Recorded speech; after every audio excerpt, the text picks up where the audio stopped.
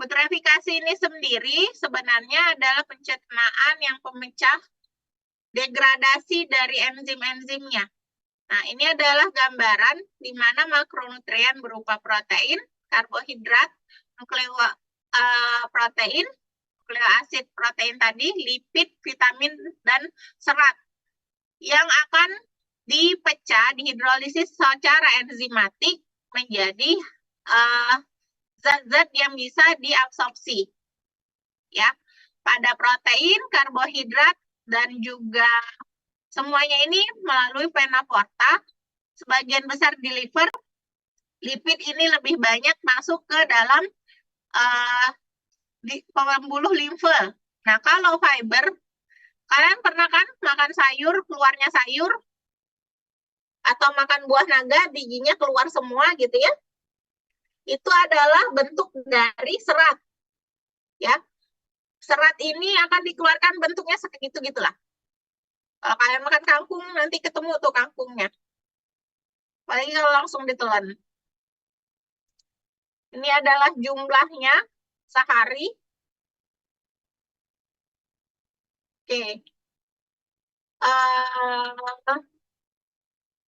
Ini seperti yang dokter bilang tadi, putrifikasi ini sebenarnya artinya adalah pembusukan, di mana makanan yang tidak dicerna atau tidak diserap itu didorong oleh pergerakan peristaltik usus masuk ke dalam usus besar. Nah, di usus besar terjadi penyerapan dari airnya sendiri dan kemudian menjadi padat. Ya. Bersamaan dari itu ada bakteri usus. Jadi kan seperti yang dokter bilang, dia akan bergerak bersama bakteri usus, dia akan menjadi memfermentasi. Ya. Bakteri usus ini sendiri bentuknya bisa E. coli, lactobacillus, dan lain-lain ya. Dia akan berperan dalam sintesis vitamin K. Jadi pada orang-orang yang dengan gangguan mikrobiota di usus, itu akan terjadi gangguan juga defisiensi vitamin K dan vitamin B12 serta biotin. Biotin ini yang bikin rambut kalian bersinar, berkilau itu ya, B5 dianya. Ini adalah perbandingan antara manusia, kelinci, babi, dan juga tikus. Bagaimana pada manusia ini lebih banyak terjadi,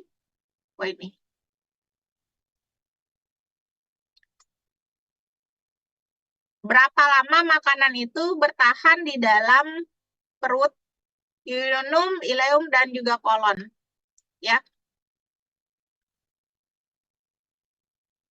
Ya. Pada saat kita terjadi pembusukan, itu akan terbentuk asam laktat, asetat propionat butirat, gas CO2, metan, H2N2, H2S. H2S ini sulfur ya. Kemudian zat toksik lainnya yang mengandung senyawa nitrogen, contohnya amonia. Kemudian feses itu akan ada indol dan skatolnya, itu merupakan bau khas dari feses. Nah, amonia ini sendiri jika masuk ke dalam hati, dia akan diubah menjadi urea. Dia sekresikan lewat ginjal atau urin gitu ya. Jadi masuk dulu dia ke dalam hati. Pada penyakit hati itu terjadi penurunan detoksifikasi. Nah, pada saat itu amonia di darah itu akan menjadi lebih tinggi. Dan akan terjadi koma. Ya, kalau tinggi amonianya karena kegagalan dari hati untuk menyerap detoksifikasi, akhirnya akan mengakibatkan amonia di dalam darah itu menjadi tinggi. Pada saat dia ke otak, akan terjadi koma hepatikum. Ya, untuk mencegahnya pada orang-orang dengan gagal hati itu diberikan neomycin pada ususnya. Jadi diharapkan bakteri di ususnya ini mengurangi adanya amonia, atau diberikan diet yang rendah protein karena protein ini akan menghasilkan natrium yang lebih banyak. Ya. Oke, ini adalah pencernaan asam amino, tadi sudah dokter jelaskan. Fermentasi karbohidrat sendiri tadi juga dijelaskan. Biasanya ini adalah bakteri-bakterinya. Pada asam laktat, ini bakterinya bakteri asam laktat berupa Streptococcus dan Lactobacillus. Kalau alkohol ini Zygommonas dan Saccharomyces, ini adalah jamur ya. Asam propionat ini bakteri asam propionat. Kalau butanol itu Ectobacter, Enterobacter E. coli itu ya salah satunya. Oh, Escherichia kalau E. coli. Enterobacter beda lagi. Cerealia dan Bacillus. Kalau asam-asam campuran, bakteri enterik seperti Escherichia, Ectobacter, Salmonella, dan Proteus. Setelah asam butirat itu Clostridium. Clostridium ini banyak menyebabkan kejadian kematian ya akibat Clostridium botulinum. Oke, ini ada dekarbosilasinya bentukannya ini. Dokter tidak akan menjelaskan ini udah bagian kimia medik, udah blok 2 kalian dulu ya. Rantai karbonnya. Nah, ini bagaimana indol dan skaktol ini terbentuk. Jadi sumbernya dari triptofan. Indol dan skaktol ini akan masuk ke dalam makanan yang sudah terfermentasi tadi. Bentuknya adalah feses jatuh. Nah, kotor itu loh. Seger-seger. Di kamar aja, kamar depan. Kamar satunya. Kayak gitu jatuh dong. Jadi pada indol dan skaktol itu juga diabsorpsi, tapi dilakukan detoksifikasi, ya. Jadi absorpsi dan kemudian detoksifikasi ini menjadi indoksil, skatosil, dan dibuang lewat urin. Jadi kalau dia diserap, diabsorpsi, ini bentuknya pembuangannya lewat urin. Kalau dia di usus, dia akan menghasilkan bau feses yang khas. Ini adalah bagaimana penentukan fenol didapat dari reduksi deaminase tirosin. Ya, kalau fenol ini dari tirosin. Kemudian gas metan ini dari sistein. Pewarnaan feses ini dari enterofatik bilirubin. Jadi warna kuning dari feses itu didapatkan dari bilirubin. Ya. Dibantu oleh aktivitas bakteri usus, jadi stercobilin dan urobilinogen. Hasilnya ini ya, stercobilin dan urobilinogen. Stercobilin dan urobilinogen ini diabsorpsi oleh hepar. Kalau dia tidak diserap, dia akan mewarnai feses. Jadinya lebih kuning, lebih kuning ya. Kalau misal kita kekurangan bilirubin, itu fesesnya menjadi putih. Ya berarti ada kelainan pada hati. Nah, serat makanan yang dokter bilang tadi, ada serat makanan yang larut pada air, ya ada yang tidak larut. Kalau dia larut itu kalau kalian makan gummy bear gitu ya, makan jelly itu kan serat tuh. Dia akan larut di dalam air dan akan diabsorpsi. Tapi kalau kalian bentuknya yang tidak larut, biasanya selulosa, hemiselulosa, kalian gigit-gigit, menelan kulit getah pohon gitu ya, kulit pohon kalian telan gitu. Kunyah-kunyah keluarnya bentuknya kayak gitu. Atau kalian makan apa yang lembut ini ya, kangkung gitu. Ada kan beberapa kangkung yang terlalu banyak gitu ya, lembut sekali. Begitu kalian makan, keluarnya bentuk lagi masih berbentuk daun kangkungnya itu. Ya. Jadi pada serat yang tidak larut itu biasanya sayur-sayuran, sereal gitu ya. Dan juga kacang-kacangan. Perannya ini pada serat makanan ini bisa mengontrol berat badan atau kegemukan, menurunkan penyerapan gula. Jadi kalau tinggi serat, gulanya ini tidak terlalu banyak diserap. Gitu. Apalagi kalau kita makan makanan yang tinggi gula. Menurunkan penyerapan kolesterol, memperbaiki konstipasi. Jadi pada orang-orang yang sembelit diminta untuk makan serat lebih banyak. Karena pada serat itu kan beberapa serat kan tidak dimakan ya. Jadi dia akan melancarkan proses dari pembuangan tadi. Kotor dong. Juga akan mengurangi resiko kanker, khususnya kanker usus ya. Tapi ada dampak yang tidak diharapkan, karena kalau tinggi serat, kita akan mengeluarkan gas yang lebih banyak. Ya, sulfurnya akan lebih banyak, nitrogennya lebih banyak. Kemudian menyerapan vitamin dan mengurangi. Jadi kalau terlalu banyak seratnya juga akan keluar semua vitamin dan mineralnya barengan sama serat tadi. Dan juga dia ada efek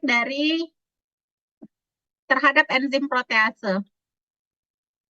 Oke, sudah selesai nih.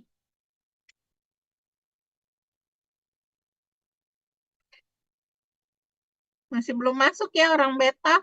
Masih lama dong kalau jam 4.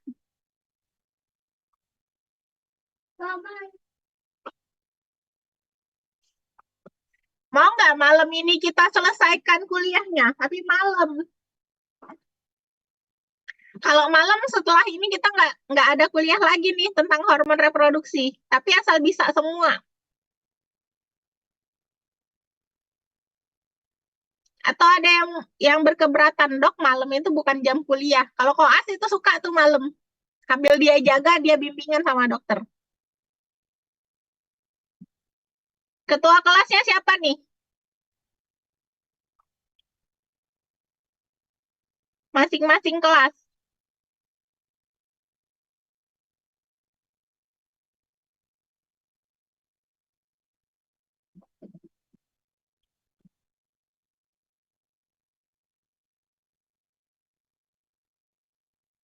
Di chat ada link videonya ya.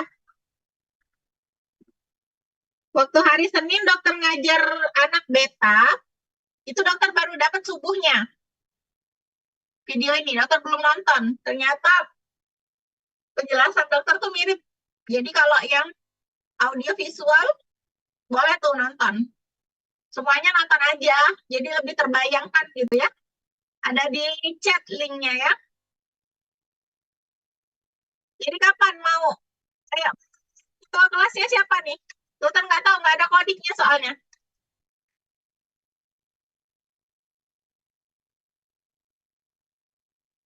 Alfa siapa? Gamma siapa? Ketua kelasnya. Izin dok untuk kelas Gama saya dok. Siapa nih? Vanes ya? Betul dok. Besok kalian yang harusnya kuliah sama saya ini siapa? Gamma atau beta? Beta kayaknya. Beta nih harusnya besok kelas hormon reproduksinya. Masuk dokter biar sekalian gitu. Jadi kalau kalian selesai, dokter besok bisa ke koas. Bla bla, badan dokter nih bla bla.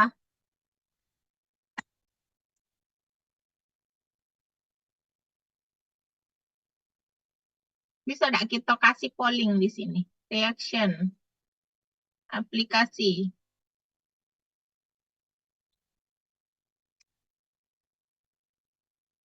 Oh, tidak ada. Siapa yang mau malam ini? Izin dokter, Hmm.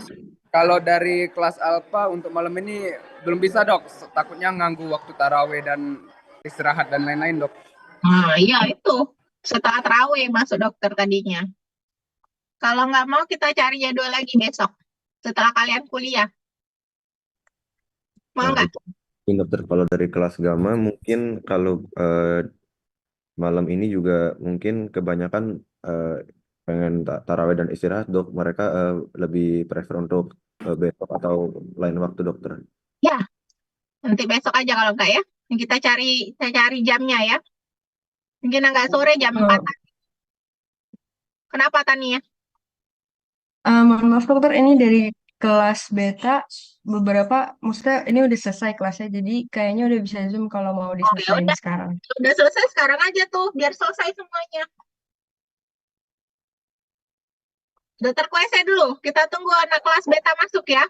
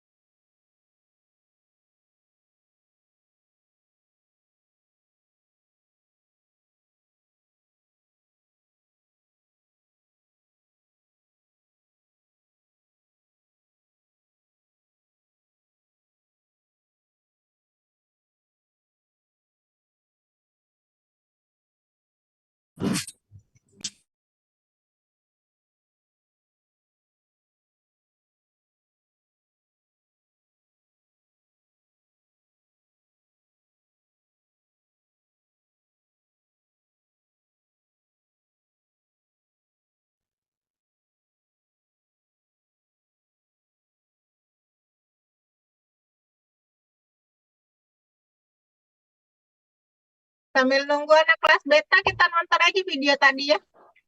Oh ya, kenapa Fikri?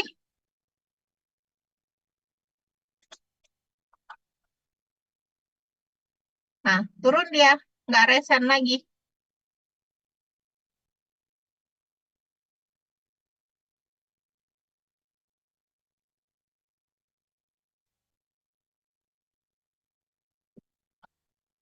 Consumed. The stomach wall contains gastric glands. They produce mucus, which is able to protect the stomach wall from the secreted gastric acid. Gastric acid is produced by simply smelling or seeing food, but also spices, and the stretching of the stomach causes the secretion, that is, the release of gastric acid. About 1 to 2 liters of gastric juice are produced per day. Since the esophagus does not have a protective mucus layer like the stomach and esophagus are separated by a sphincter. It relaxes when a bolus is pushed from the esophagus into the stomach and then contracts to prevent acid and food from going back up. Gastric juice consists, among other things, of hydrochloric acid, the enzyme pepsin, the intrinsic factor, and lipase for the digestion of fat.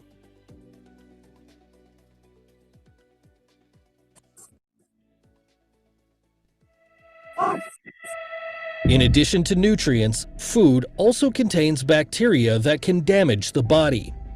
The components of hydrochloric acid are able to destroy harmful bacteria.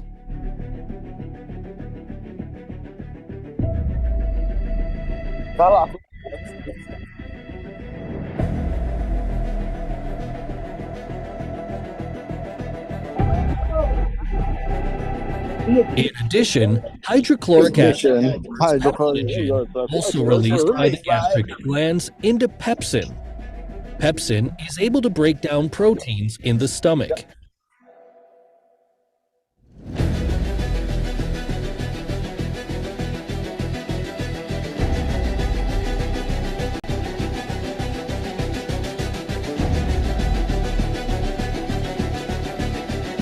For a vitamin B12 absorption in the small intestine, the intrinsic factor is needed, which is produced by the gastric glands.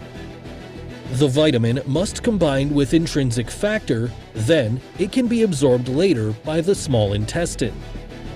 Vitamin B12 helps keep the body's nerve and blood cells healthy and helps make DNA. It also contains gastric lipase, an acid-resistant enzyme for fat digestion. In the stomach, gastric lipase splits a triglyceride into a free fatty acid and a diglyceride, whereby only the free fatty acid can be absorbed by the body. More effective fat digestion takes place in the small intestine.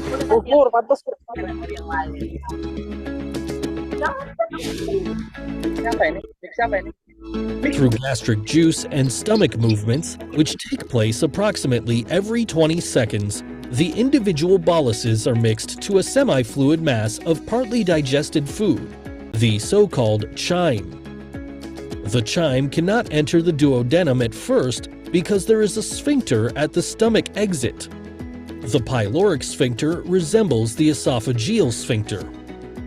The pyloric sphincter opens only a few millimeters, so that larger pieces remain inside the stomach. In the first section of the small intestine, the duodenum, bile, and pancreatic secretions are mixed with the chyme via the ampulla of Vater. Pancreatic juice contains numerous digestive proenzymes and enzymes. In order for these to do their job, a higher pH value than that in the stomach is necessary. For this reason, pancreatic juice contains sodium hydrogen carbonate. Hydrogen carbonate is able to neutralize the acid in the chyme and thus produce the optimum pH value of 7 or 8.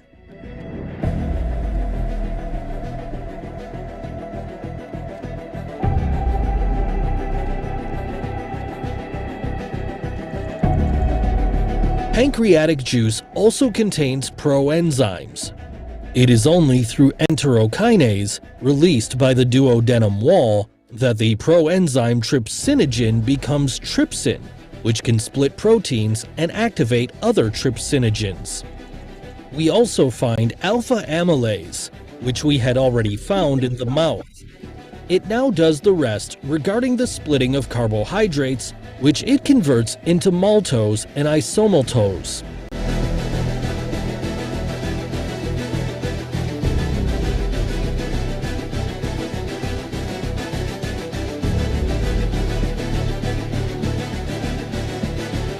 Furthermore, pancreatic lipase is able to split triglycerides into 2 free fatty acids. The gastric lipase, as we have seen before, can produce only 1 free fatty acid. The pancreatic lipase can cleave triglycerides excellently because the bile breaks the fats down into tiny droplets. This is called emulsification. Numerous other enzymes are part of pancreatic juice, but these will not be explained in detail here.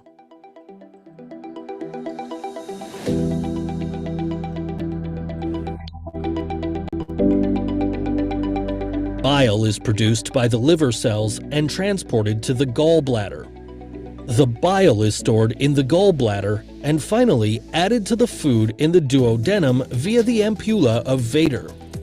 The pancreas also releases juice via the ampulla of Vater. The small intestine consists of 3 sections: duodenum, jejunum, and ileum. The ileum continues into the large intestine in the right lower abdomen.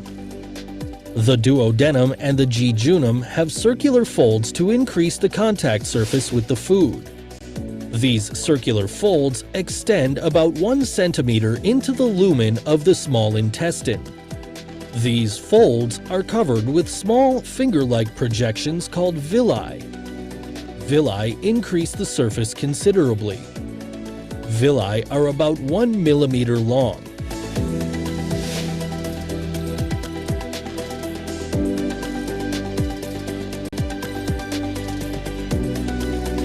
Each villus contains blood capillaries and a lymphatic capillary called lacteal, which we will see later. The nutrients, marked green here, are absorbed by the villus and transferred to the blood capillaries.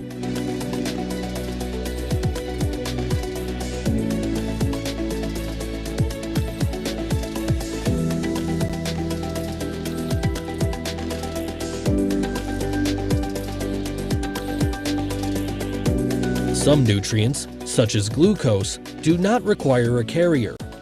They are transported freely in the bloodstream. Other nutrients, such as iron, require transport proteins like transferrin.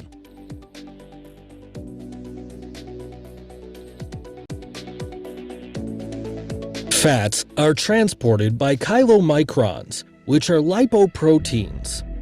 The triglycerides to be transported are virtually enclosed in the lipoprotein.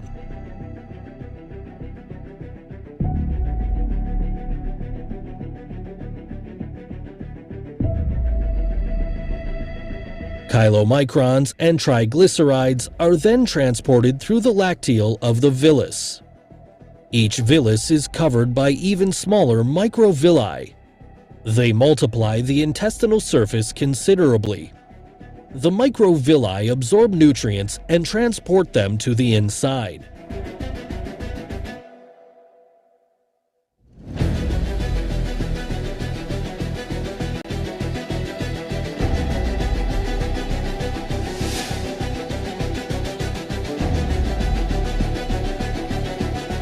The last part of the small intestine is the ileum. It does not have, unlike the duodenum and jejunum, circular folds. The ileum absorbs electrolytes, such as calcium, for building bones, hair, and teeth. Trace elements, such as zinc, for sperm production and the immune system. Vitamins, such as B12, for the formation and maturation of red blood cells. And remaining bile acid, which is transported back to the liver via the bloodstream.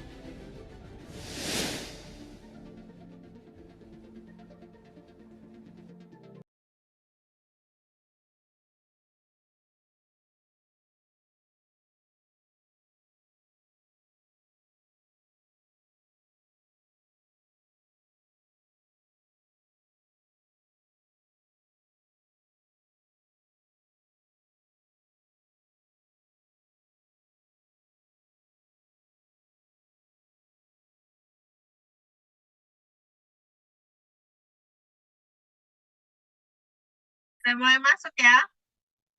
Kita mulai ya.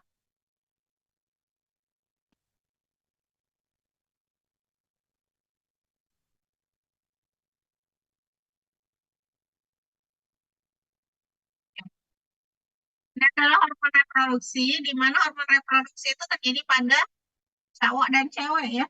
Semuanya itu memerlukan hormon. Pada hormon reproduksi ini sendiri merupakan molekul steroid derivat dari kolesterol. Jadi kolesterol yang ada di dalam badan kita itu sebenarnya banyak gunanya.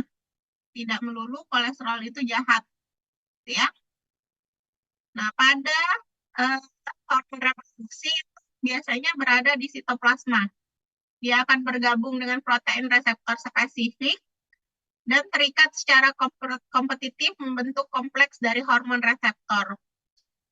Kompleks pengikatnya ini sendiri itu berperan sebagai pengatur pembentukan protein dan enzim sistem reproduksi. Jadi, kompleks hormon reseptor ini masuk ke inti, terikat pada kromatin reversibel pada DNA, yang selanjutnya menjadi bahan untuk membuat mRNA dan sintesis protein atau enzim sistem reproduksi. Hormon reproduksi sendiri bekerja pada konsentrasi tinggi, langsung aktivasi dari enzim-enzim yang ada di sel-sel target. Sistem endokrin reproduksi itu ada beberapa, ada hipotalamus, hipofisis, ovarium, testis, dan plasenta. Kalau testis ini pada laki-laki, ovarium ini pada wanita, plasenta itu pada ibu hamil. Kelenjar endokrin dari reproduksi bekerja sebagai penunjang.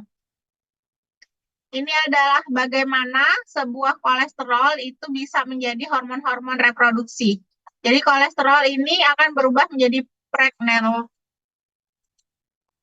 pregnenolon, ya. Kemudian akan berubah menjadi kortikosteroid. Bentuknya bisa berbentuk kortisol, kortison, dan aldosteron. Dari kortikosteroid ini terbagi menjadi dua, estrogen dan progesteron. Pada estrogen ini menjadi estron, estriol, dan estradiol, sedangkan pada progesteron ini menjadi pregnabiol dan pregnatriol.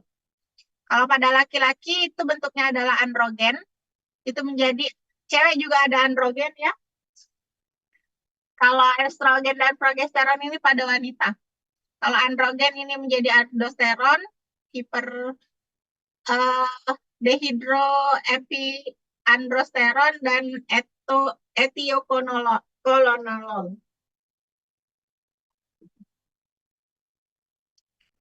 Nah, gonadotropin, di mana adalah bentuk awal dari sebuah hormon reproduksi, merupakan hormon yang menunjang aktivitas dari gonad. Ada 5 macam hormonnya, yaitu FSH, LH, prolaktin, HCG, dan relaksin progestasional. Yang pertama, FSH adalah kepanjangannya follicle stimulating hormone. Jadi pada FSH ini akan membentuk folikel. FSH ini akan ada di hormon reproduksi wanita dan juga pria. Fungsinya dia akan merangsang perkembangan folikel, merangsang pembentukan dan pendewasaan spermatozoa dan dalam tubulus miniferi. Ini kalau pada pria ya. Pada wanita dia akan merangsang pertumbuhan folikel dari ovum. Nah, kalau LH, luteining hormone, itu nama lainnya bisa interstitial cell stimulation hormone, ICSH.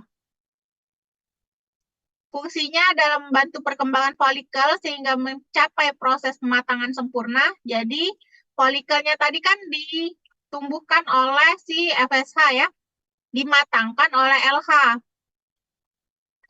Pada wanita itu merangsang produksi estrogen di dalam folikel, sedangkan pada pria itu mensintesa sekresi dari testosteron. Nah, kalau progesteron atau hormon luteal ini dibentuk di korpus lutein, sel graft dalam plasenta. Jadi selain pada wanita, ya, jadi kalau setiap bulan itu telur itu akan matang gitu ya. Nah, sisanya si cangkang telurnya itu namanya sel lutein, korpus lutein. Jadi korpus lutein ini akan menghasilkan progesteron. Dan selain itu progesteron juga akan dihasilkan pada wanita hamil lewat plasenta. Ini adalah sebagai prekursor dari hormon C19 dan C21. Bentuknya itu dibentuk sumbernya itu pregnenolon yang tadi yang ini ya. Nah, ini sumbernya. Analognya itu sifatnya itu menghambat progesteron, yaitu trimetil androstenolon. Kalau progesteron ini dia akan terikat pada protein pengikat kortikosteroid karena sumbernya dari kortikosteroid yang dokter bilang tadi. Ekskresinya berbentuk pregnediol dan dia 75% diekskresi dalam empedu.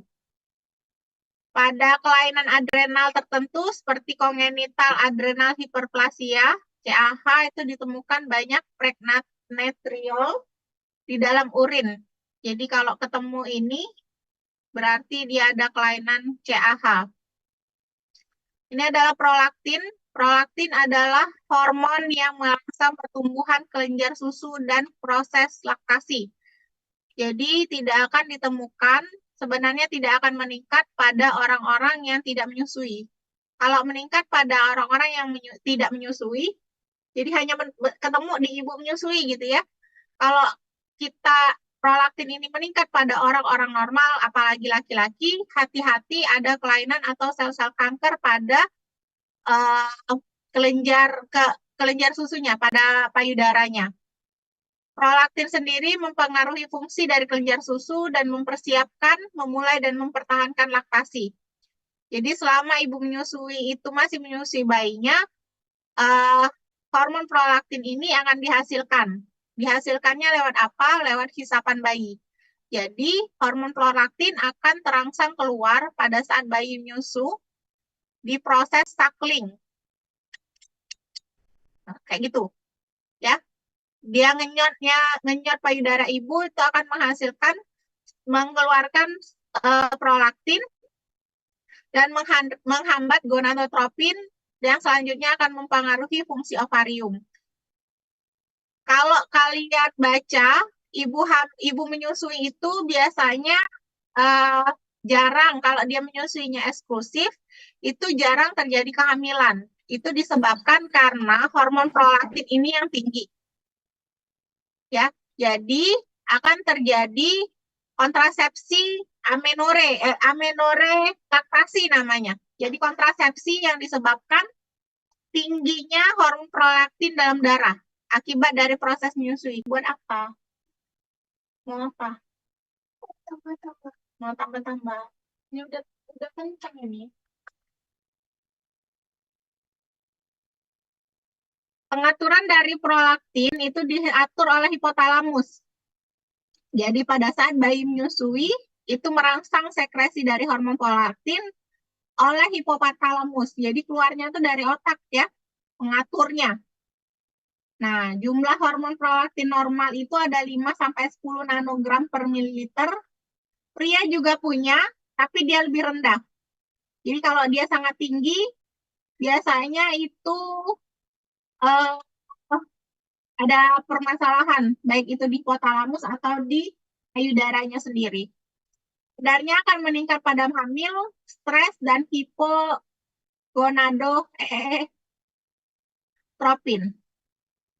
hipoglikemi, maaf.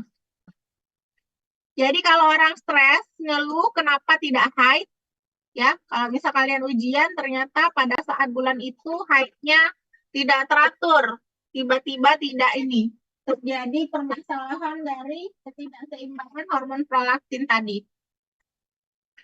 Kemudian HCG, Human Chorionic Gonadotropin, ini merupakan hormon yang terdapat di dalam darah dan urin wanita yang hamil. Ya, hamilnya biasanya di trimester 1. Kalau selanjutnya itu akan dihasilkan oleh plasenta. Human gonadotropin ini HCG memiliki berat molekul 36.000 sampai 46.000. Bentuknya adalah glikoprotein, akan merangsang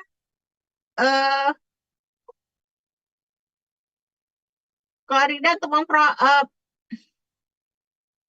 merangsang untuk memproduksi progesteron cukup banyak yang akan menunjang kehamilan. Jadi kalau HCG-nya rendah pada kehamilan, hati-hati akan terjadi keguguran pada kehamilan tersebut.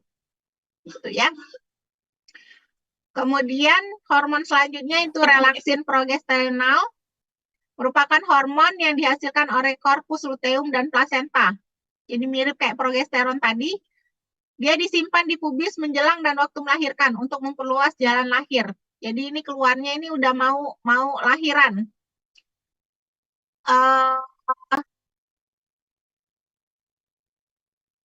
Ini adalah bentuk progesteron yang tidak efektif jika diberikan per oral. Jadi pada KB, ya. Oke, ini adalah pada pria.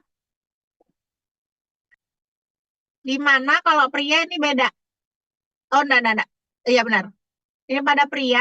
Kalau pada wanita tadi ada feedback-nya gitu ya, dari otak, kemudian dari ovarium, gitu.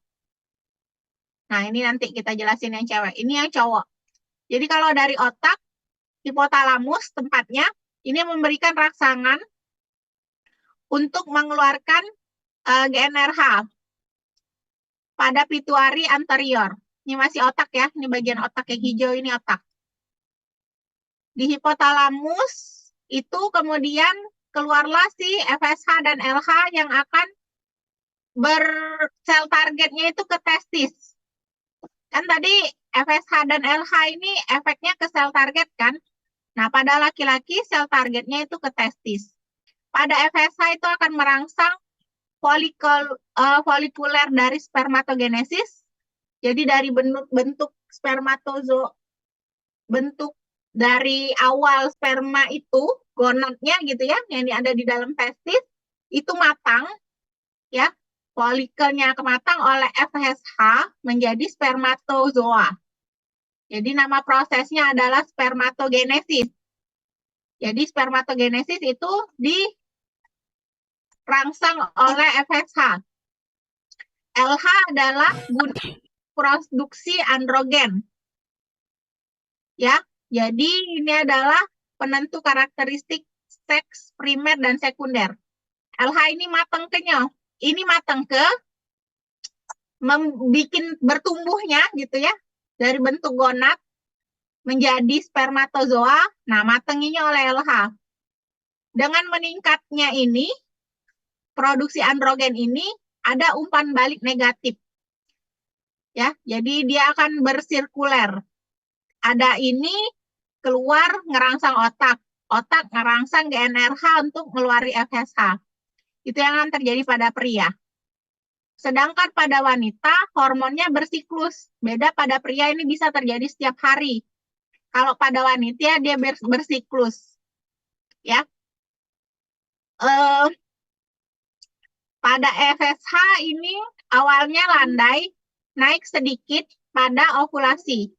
Sedangkan LH ini akan naik banyak pada ovulasi. Di awal, ini kan kecil nih. Ini adalah bentuk gonadnya, folikel primer. Dinding-dinding ini akan membesar dan bertambah.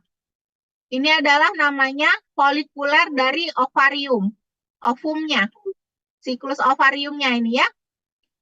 Nah, pada saat ini terjadi peningkatan estrogen terlebih dahulu. Progesteronnya masih sedikit. Pada saat ovulasi, ini yang dokter bilang, ini adalah oosit, ya, inti dari ovum. Cangkangnya, bara telur itu cangkangnya, itu sebutannya adalah korpus luteum. Pada saat ovulasi, progesteron tiba-tiba naik secara signifikan. Estrogen mulai turun tapi belum sampai batas akhirnya. Dan lutein hormonnya itu tinggi sekali. Tidak setinggi FSH, dia tinggi sekali. Ya. Ini adalah yang bikin ovulasi, LH. Nah, korpus luteum ini akan menghasilkan progesteron sementara sampai dengan kehamilan ini terjadi. Karena pada saat yang bersamaan di mana folikelnya ini berkembang dari ovum, folikel primer menjadi oosit gitu ya, keluar dari cangkangnya, dinding rahim juga akan menebal sesuai dengan efek hormon estrogen dan progesteron. Ya, di fase ini setelah ovulasi, bila si oosit ini bertemu dengan spermatozoa, maka akan terjadi kehamilan. Itulah kenapa dinding rahim ini akan menebal.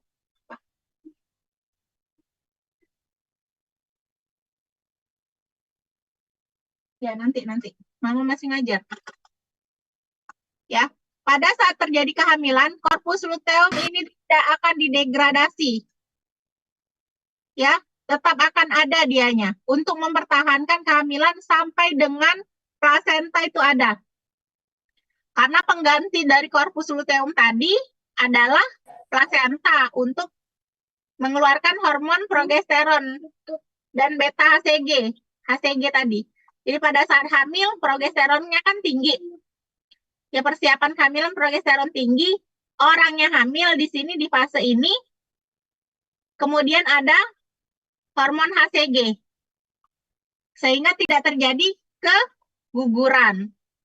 Kalau misal di sini tidak terjadi kehamilan, hormon progesteron akan turun secara perlahan, estrogen juga turun secara perlahan, FSH naik lagi, balik lagi ke siklus ini.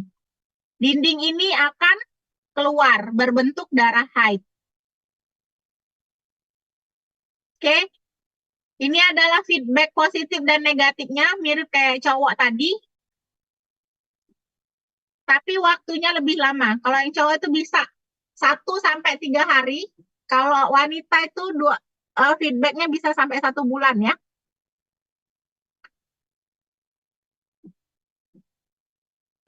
Ada yang bingung? Pasti bingung semua.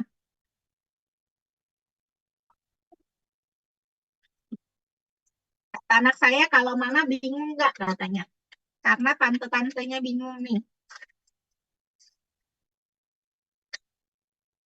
Ya, tetap kalau misal itu inisiatif sendiri. Oh, saya nggak ngerti nih yang dijelasin dokter Eka tadi. Coba kalian nonton video gitu kalau misal ngerti. Ya, kalau misal lebih mudah mengerti, cari aja searching di YouTube. Udah banyak sekarang yang bikin animasinya. Ada yang mau ditanya? Alia udah ngangguk-ngangguk tuh. Agai juga udah ngangguk-ngangguk. Jadi intinya hormon reproduksi itu 5 tadi ya. 3 yang awal, LH, FSH, itu dia akan ada pada cewek dan cowok kan? Oke?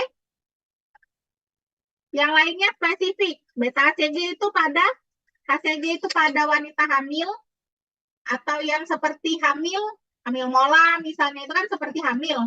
Padahal kehamilannya bukan berbentuk bayi gitu ya. Itu akan meningkatkan HCG. Wanita kan berarti, yang cowok enggak. Prolaktin yang cowok juga punya kan berarti, cuman dia tidak tinggi. Kalau dia tinggi berarti akan terjadi keadaan patologis, ada suatu kelainan. Nah, ini time saya nih, tepat waktu mau praktek nih soalnya. Praktek di mana kata anak saya? Ayo, siapa yang mau tanya? Mumpung masih dokter buka pertanyaan. Kalau misal bingung, masih mau nanya, titip sama ketua kelasnya. Nanti kirim ke dokter pertanyaannya ya. Jadiin satu ini. Sebelum mulai tutorial.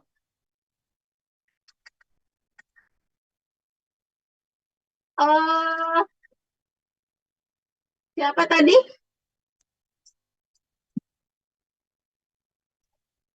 Kelas beta? Baru masuk kan? Kemarin ketua kelasnya janji mau WA dokter loh. Sampai hari ini belum ada yang WA. Apa nggak tahu nomornya? Kan bisa nanya sama Korta.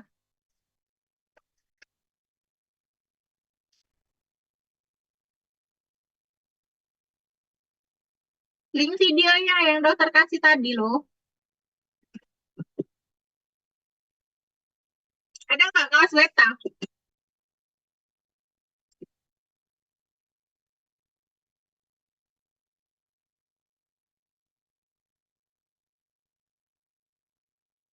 Kusin Abid.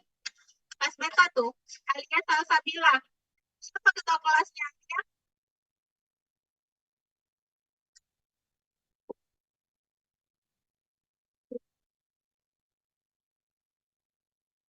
Amelia kemarin ya. Ketua kelasnya siapa? Itu dokter taruh di chat ya.